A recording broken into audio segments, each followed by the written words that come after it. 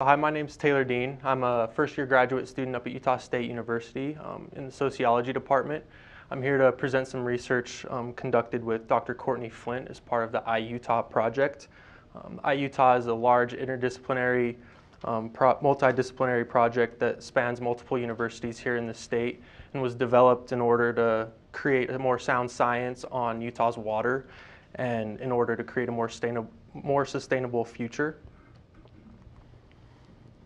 It's important to start with how the state and science is talking about water here in Utah. As you can see, these are quotes pulled right off the iUtah website, discussing water as being a very valuable resource here in the state, from recreation to agriculture and aesthetics in the mountains. However, with climate models predicting change in the water supply from snow to rain, this is going to has potential implications for water supply here in Utah. And if you couple that with the fact that Utah is also a very fast-growing state with population expected to double by 2050, it's going to create a very complex relationship between society and the natural resources. As you can see, the state discourse is also talking about the development and building and creating Utah, and as you can see, Governor Gary Herbert talks about we're building not for what we are today, but what we can become tomorrow.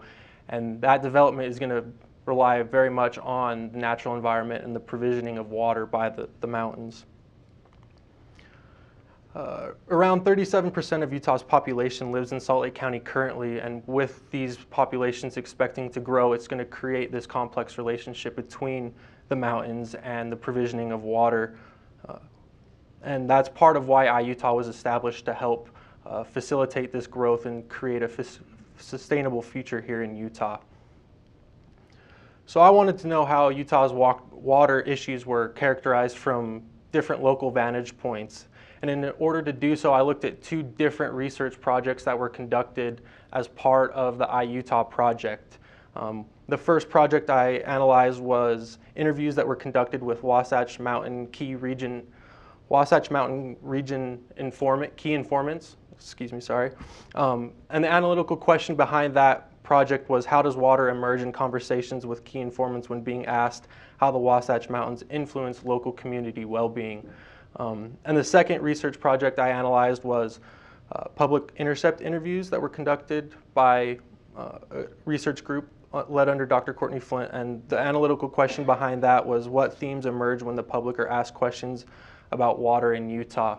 And these were two different projects that two different qualitative data sets came out, and I analyzed these to see how similar or different they were. The first research project I analyzed was the Wasatch key informant interviews.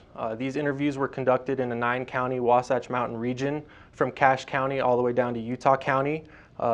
Key informants were targeted for their professional role and their relationship with the Wasatch Mountains. I talked to planners, emergency managers, natural resource managers, and environmental consultants, environmental interests, recreational interests, and real estate and business interests. The focus of this project was on the Wasatch Mountains and how they influence the well-being in these communities. So the specific questions I asked were, what are the values or benefits of living in the Wasatch Mountain region? What are the vulnerabilities of living in the Wasatch Mountain region? And what are the key issues for future sustainability in the Wasatch Mountain region?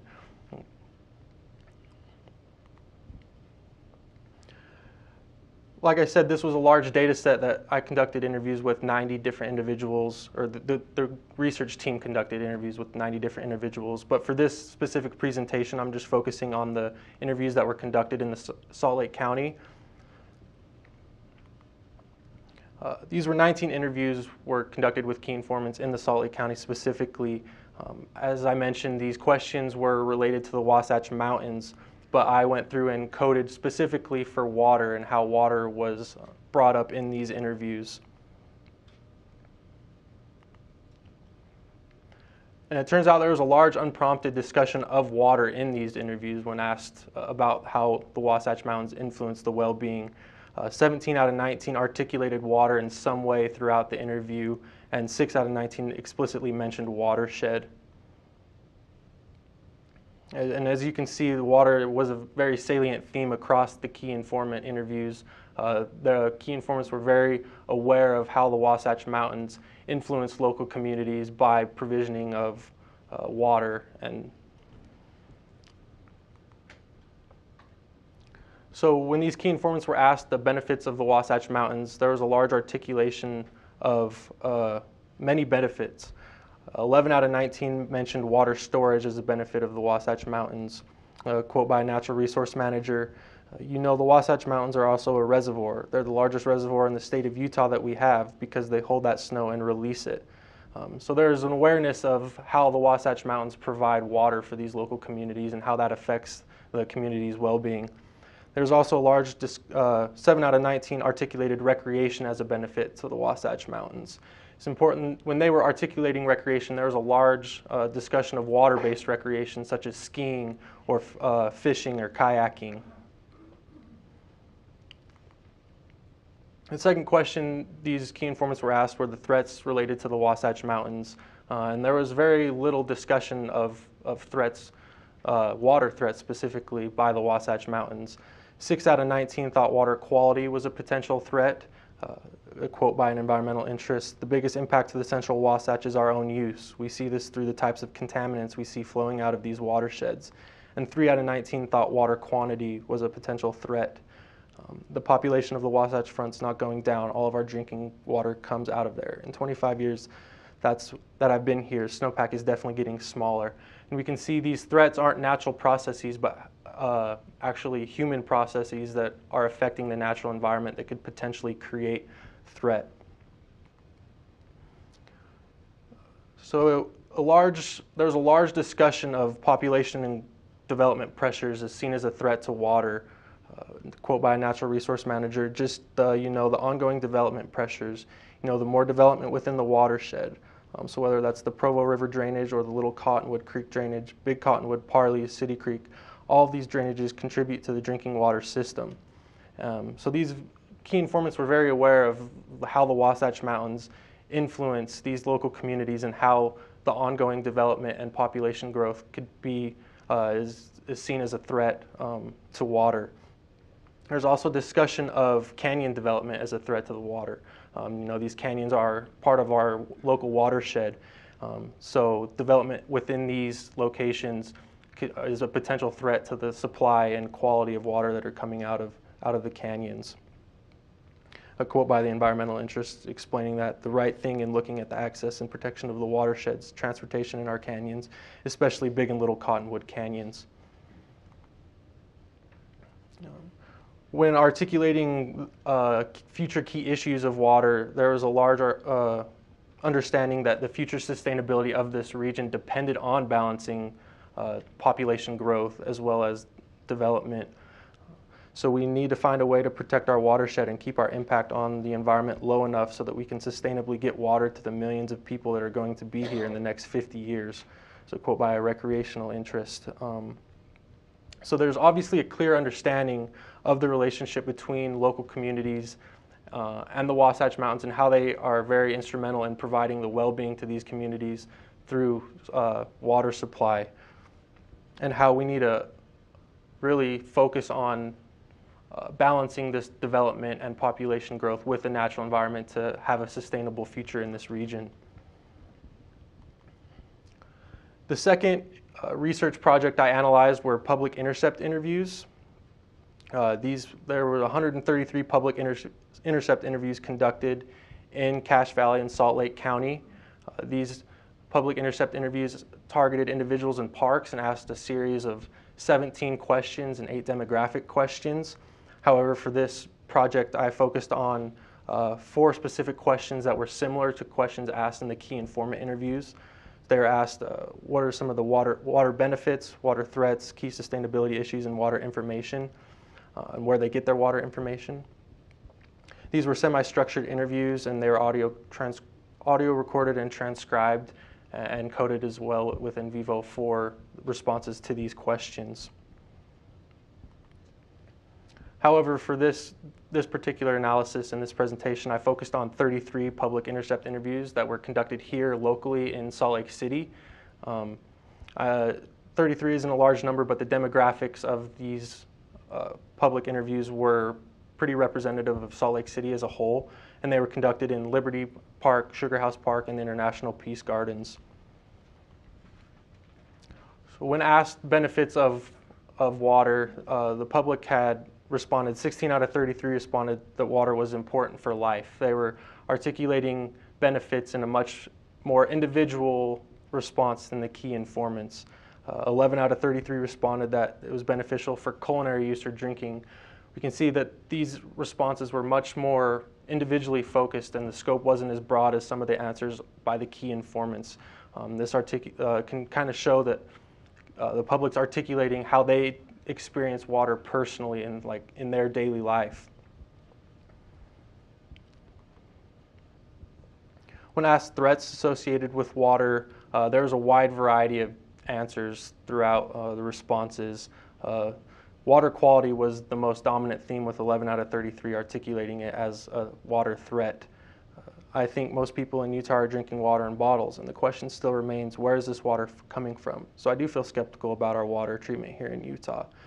So you can see these individuals were unaware of how or where they get their water from. There was not as much connection to the Wasatch Mountains as was in the key informant interviews, and that could possibly be in part due to how these questions were framed, but still there was no connection to, there wasn't a community scope when answering these questions. When asked future water issues, 13 out of 33 responded quantity of water was important as a key issue, and 8 out of 33 answered water quality. These aren't very much, but you can see in comparison to the key informants, this gives us a more broad understanding of how different groups of people are thinking about water. When asked about quantity of water, there's a good quote about, well, the amount of water we get is obviously an issue. We always seem to be lacking in water. So you can see these individuals aren't making the connection to the Wasatch Mountains or where they get their water from. And it's more of just an anxiety of a potential future instead of relating it to specific drivers like the key informants were talking about, development pressures and population pressures. These individuals weren't very clear in articulating drivers of these potential threats or future issues and how they need to be addressed.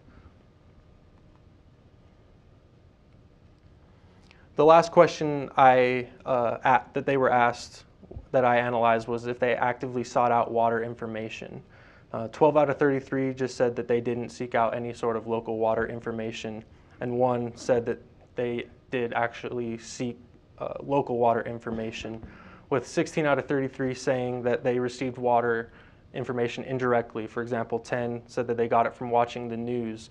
There's a large articulation of discussing water with friends and family, and that's how they got their water information. A quote that exemplifies this: I watch the daily news every day, and there's always something about water on it, but there's no go-to thing that I read or anything like that on purpose. And that can be important because when they're getting their news on water, these sources are sometimes more broad in scope. They don't have a local focus. So you can see that in this quote. It's a website that I'm constantly on, and they have articles on water. And I heard about in South America, there's a city that literally has run out of water. So this can influence how individuals see local water issues if they're hearing water news that isn't that has a larger scope, and they try to fit that information they're getting in with local water issues. It could be a potential of some of this disconnect between the key informants and the public on the Wasatch Mountains and how they influence the well-being in the community by providing water. So there was an evidence of a different understanding between the public and Wasatch key informants on local water issues. Like I mentioned, the key informants were much more aware of how the Wasatch Mountains influenced the local communities through the provisioning of water. In these in these public interviews, there was almost no discussion of the Wasatch Mountains or the snowpack in particular or the watershed. And like I mentioned, these responses were beyond a local focus. They weren't focused on key issues or water issues that were specific to the Salt Lake County region. we needed water, but I think that we have to conserve water because we have a lot of people in the United States that are wasting water, and we've got to cut back. The scope being the United States and not local issues here in Salt Lake County, as well, we can see in California, if you don't have the water to grow the crops, that'll affect everybody in general. So we can see this disconnect between the public and local water issues that need to be addressed if we want to have a sustainable future here in the future. So some of the key findings continued. These public responses were much more abstract and personal and anthropocentric in focus. For sure, water is very important, and that has a very big influence on my life. Well, I can tell you I take 3 showers every day, so I can't live without water, So there's a lack of understanding that water is more important than just for individual focus. It's important for our region, for our communities in general. When they articulated threats, they emerged as fears for potential futures. I mean, if there's no water in the future for everyone to drink, or for my family to drink, I guess, that'd be really bad stuff. Once again, in contrast to the key informants, they weren't articulating drivers of this threat. They weren't talking about development or population growth. They were just worried that this could be a potential future that could influence their well-being and have a negative effect on them personally. And the last finding was just that people aren't seeking out local water information. If it becomes an issue, then I'll definitely hear about it. But I don't, go out and find out about it if, it's drinkable right now, I guess. And this could have implications on us trying to be proactive in creating a sustainable future. If people aren't aware of what needs to be done now for the future, this has potential implications of how we need to frame water for sustainability issues in the future. So there's obviously a little bit of a disconnect between how the public and key informants frame and think about water, but this gives us a more robust understanding of the different perspectives within the watershed that need to be addressed or need to be addressed for future sustainability in the region.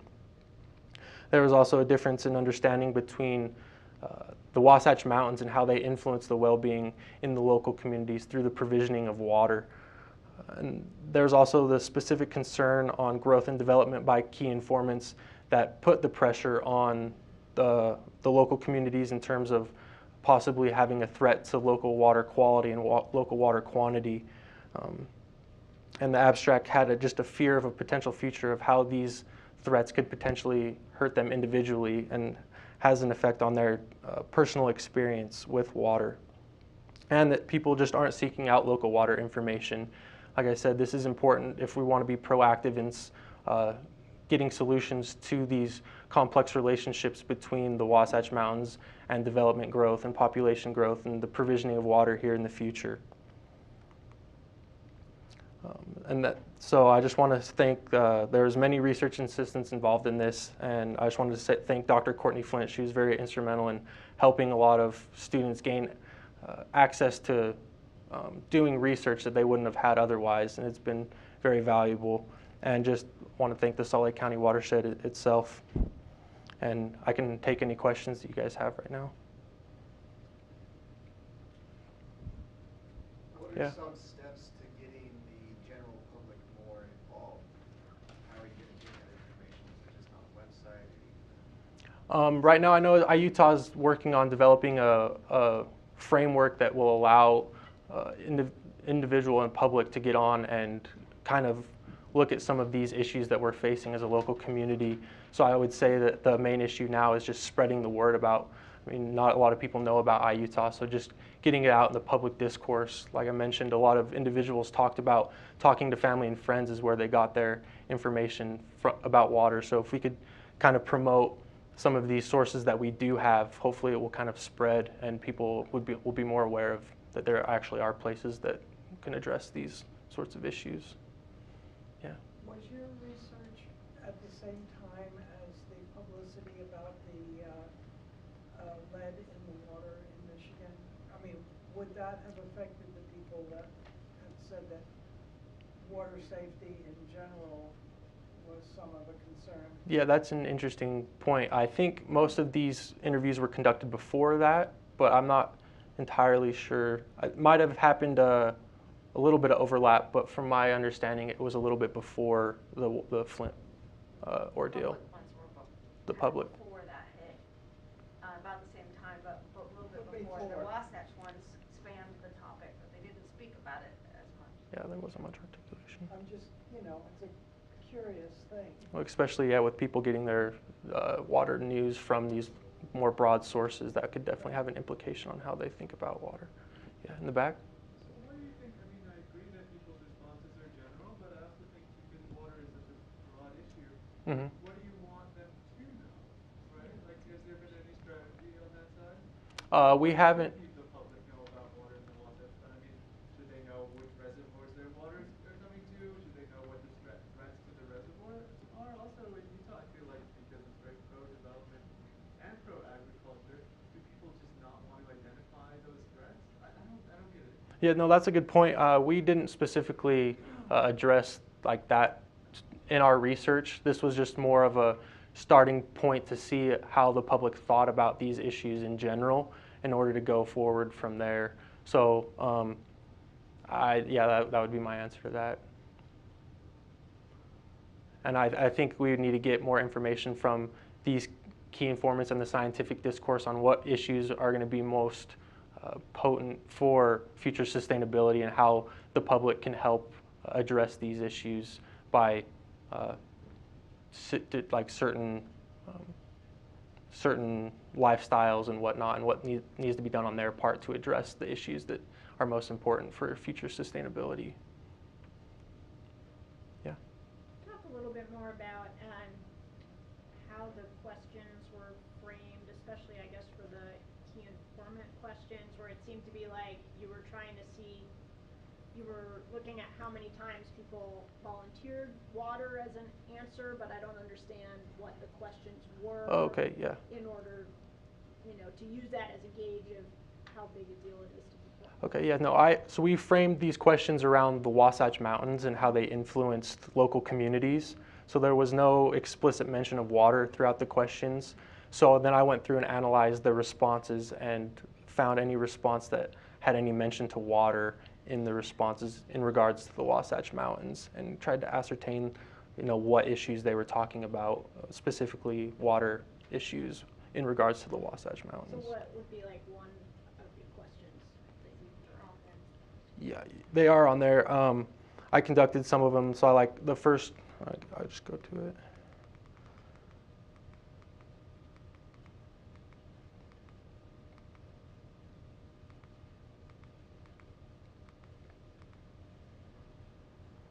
The bottom three, they were the three questions right there. Okay. Sorry, So I should have those are mentioned the that. three that- Mm-hmm. Okay. Those were the I didn't three realize main those were the driving actual questions. questions. Yeah, Okay. yeah. Any other questions? All right, thank you.